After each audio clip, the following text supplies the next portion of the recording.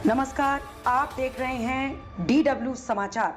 15 साल तक दिल्ली में किया राज, अब अस्तित्व की जंग में क्यों फेल हो रही कांग्रेस। इसे विडंबना ही कहिए कि जिस कांग्रेस ने दिल्ली की सत्ता पर लगातार 1.5 दशक तक राज किया, वे आज अपने अस्तित्व की जंग लड़ रही है। 3 विधानसभा चुनावों से तो पार्टी का खाता भी नहीं खुल पा रहा है। मत प्रतिशत लगातार 3 बार से घट रहा था, इस बार थोड़ा सा बढ़ा है।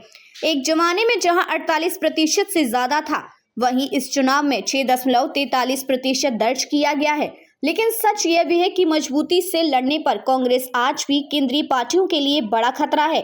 इस विधानसभा चुनाव में आपको सत्ता से बाहर का रास्ता दिखाने में कांग्रेस की बड़ी भूमिका रही है। 2013 के चुनाव में कांग्रेस को कितनी सीटें मिली?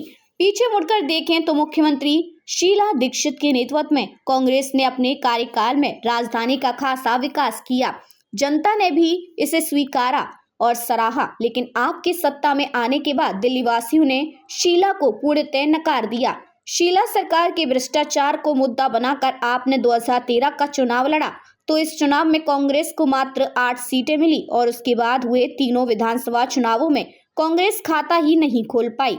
इसकी प्रमुख वजह ये रही कि दिल्ली में कांग्रेस का वोट बैंक, जो मुख्यतः झुग्गियों, अनियोजित कॉलोनियों, ग्रामीण इलाकों और अनुसूचित जाति और मुस्लिम बहुल क्षेत्रों में था, वो मुफ्त बिजली पानी के फेर में उससे छिटक कर आपकी तरफ चला गया। 2013 में जहां कांग्रेस को 24.68% मतों के साथ 8 सीटें मिली थी, वहीं 2015 में ये मत प्रतिशत घटकर 9.7 हुआ, तो 2020 में और भी गिरकर 4.63% तक पहुंच गया।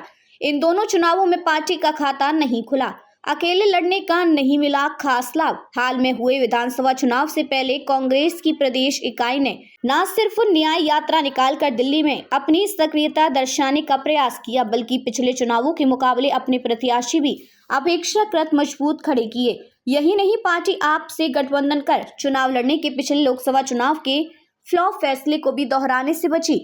हालांकि थोड़ी अधिक मेहनत करने और अकेले लड़ने का भी उससे कोई खास लाभ नहीं मिल सका। उसके मत प्रतिशत में करीब 2% की मामूली वृद्धि अवश्य हुई और ये बढ़कर 6.34 हो गया, लेकिन उसके 70 में से 67 प्रत्याशियों की जमानत जब्त हो गई। खोया वोट बैंक पाने में क्यों विफल रही कांग्रेस? पिछले 2 विधानसभा चुनाव में आपको एक तरफा वोट दे रहे मतदाताओं का इस बार मोह भंग हुआ, तो भी वे अपनी पुरानी पार्टी पर भरोसा न कर भाजपा की ओर चले गए। इस तरह कांग्रेस इस बार भी अपना खोया वोट बैंक वापस पाने की कोशिश में विफल रही। प्रदेश कांग्रेस के कुछ पुराने नेता बताते हैं कि जब पार्टी सत्ता में थी तो संगठन की मजबूती पर ध्यान नहीं दिया गया। जब सत्ता छीनी तो कार्यकर्ता भागने लगे और संगठन में गुटबाजी बढ़ने लगी। जेपी अग्रवाल, अरविंदर सिंह लवली, अजय माकन, शीला दीक्षित और सुभाष चोपड़ा के अध्यक्षीय कार्यकाल में फिर भी प्रदेश कांग्रेस जैसे घिसटती रही। लेकिन वर्ष 2020 के विधानसभा चुनाव में करारी शिकस्त के बाद अनिल चौधरी के अध्यक्षीय काल में बड़े नेताओं ने भी पार्टी को अलविदा कहना शुरू कर दिया।